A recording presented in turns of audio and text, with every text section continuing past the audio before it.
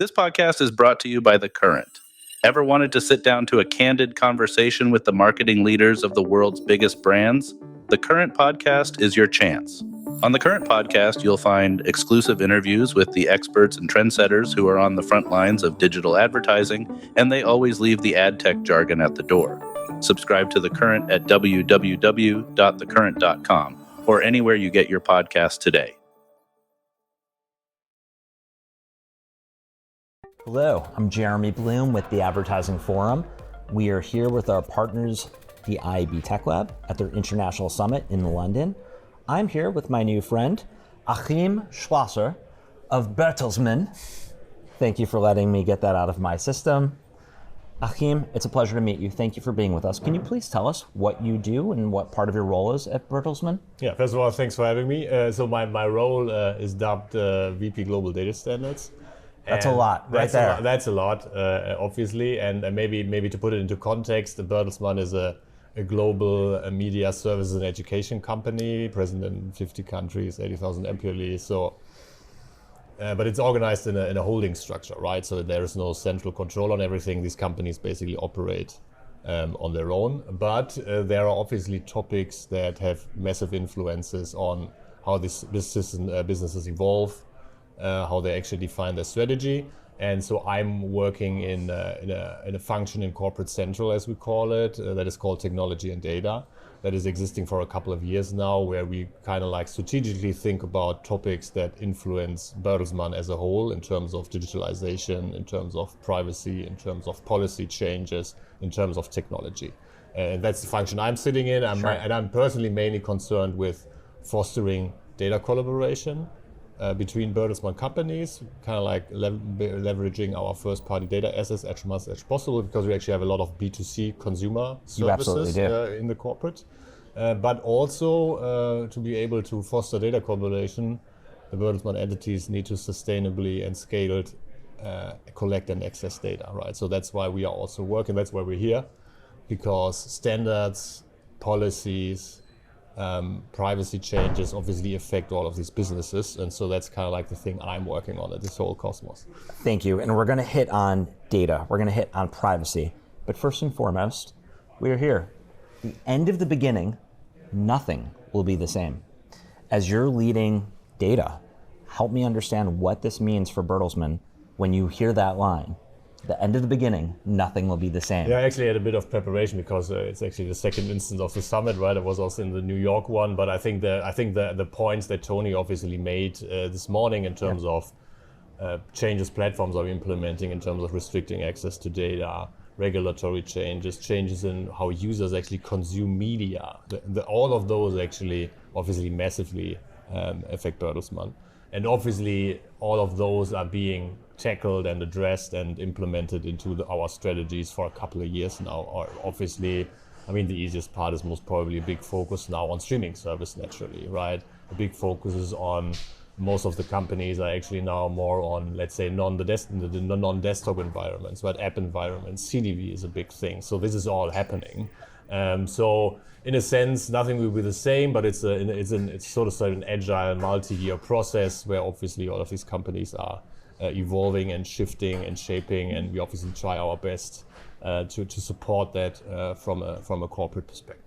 And how do you navigate the complexities of privacy and data when you're talking about giant media companies, when you're talking about the RTL Group, when you're talking about Penguin Random House? Bertelsmann is across has so many different companies that are part of your portfolio. It's a lot of privacy. It's a lot of data points. Yeah, I mean, obviously, again, I mean, they basically operate naturally in their own business. But the thing is, how can we actually drive value for all of them with these right. changes happening, right? So, in a sense, you can think about as a big. It has a different aspects, right? So one thing is knowledge sharing. The other thing is technology, naturally, and there are obviously aspects that require a certain type of governance. For example, now with AI coming up, there are also legal requirements where you actually need to do more stuff on a more central scenario. So in a sense, it has two layers. It's the internal view. So Collaboration. Collaboration both internally and we are actually, for example, also running a internal collaboration platform, not just a data collaboration platform, but also a knowledge collaboration platform within this group, another colleague of mine. So collaboration is the key thing, and so internally, obviously, it's about the colleagues that are running media politics, policy stuff, right? Engaging with stakeholders. Then we have the colleagues, the general counsels, the legal counsels, the data protection officers, right? Quite a bunch of them all over the place, right? It's not like all of these topics are so closely related that they all need to talk to each other, right? But it's this internal stakeholder collaboration thing, not challenge. I think this is working quite well, I think, in a sense. And then the other thing is the external part, where we basically look into the whole space about, okay, what types of associations are important, what types of standardization organizations are important, and in which of those do we need to be present from a corporate perspective, obviously jointly with the Bertelsmann companies, right? So one of them is obviously IAB Europe in terms of privacy standards. IAB Tech Lab is another one because we have I don't know how many companies in the Bertelsmann ecosystem work with Tech Lab standards with their products. So, and we kind of like selectively look for these external engagements, these associations, tech standards, engaging also with big vendors and how we cooperate. And obviously another thing that we will try to structure is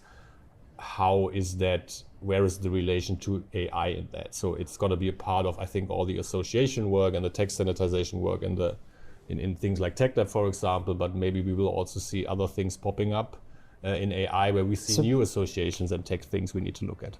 I love that you brought up AI. Help us understand, when you're across all these different lines of business, all these different companies, where does AI fit into the greater Bertelsmann ecosystem? Because there's so many different brands, there's so many different regions.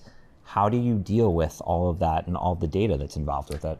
Yeah, I mean, this is it's a bit different because it's largely concerning different types of data, right? So the AI side on our end is currently the most obvious cases are mostly around content. Of course. Right, the content stuff. I think AI in, let's say, digital advertising and these businesses is more centered around machine learning topics, which fits quite well into the existing structures with the private things. So that's not something new, but it's actually the third pillar in this endeavor that we have about knowledge sharing, data collaboration, and then also AI. And AI basically has three aspects in the sense that the whole thing about what vendors are you working with, how are you vetting them, such that not every individual company has to do it.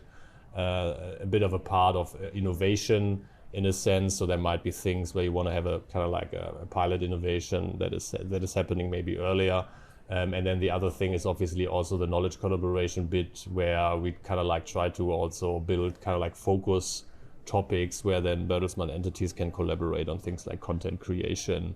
How does it affect the news cycle? How does it affect content marketing, obviously, because we produce a lot of content, so content marketing is a big topic. It's a lot of content. And then kind of like you have these horizontal layers in terms of governance, which is just being set up also in context of the AI Act, naturally, right? So the AI Act is entering into force early next year, which will give everyone a bit of obligation in terms of educating their workforce in terms of using AI tools, and also transparency obligations that, in a sense, then when we are using AI within the company, that we basically need to a lot of transparency stuff, and also seeing that we retain control and have proper procedures on potential what the AI Act calls high risk stuff. I mean, it's very narrow in terms of topics that are high risks, but you still need to be cautious to be aware of that. You had mentioned governance. How does the governance across different regions, across EMEA, across the Americas, how do you essentially work with the internal teams and the external teams when it comes to corporate governance? I mean, this is, as I said, this is not really centralized, but only for the few bits. I think the only part where we will basically have likely more streamlined governance structures because of the AI Act, in a sense, right? The other parts are very decentral in a sense and are largely focused. So there is no privacy governance top-down or stuff like that. Obviously, all these parties need to work together because in Europe, at least, we are also liable in terms of fines on the corporate level. Yep. So we must do this, but there are obviously existing structures. Even the Americans know about this. Yeah. Achim, this has been awesome. Thank you so much. Wonderful discussion. Thanks a lot for having me. Thanks. Thank you for listening to the Marketecture Podcast. New episodes come out every Friday, and an insightful vendor interview is published each Monday. You can subscribe to our library of hundreds of executive interviews at marketecture.tv. You can also sign up for free for our weekly newsletter with my original strategic insights on the week's news at news.marketecture.tv. And if you're feeling social, we operate a vibrant Slack community that you can apply to join at adtechgod.com.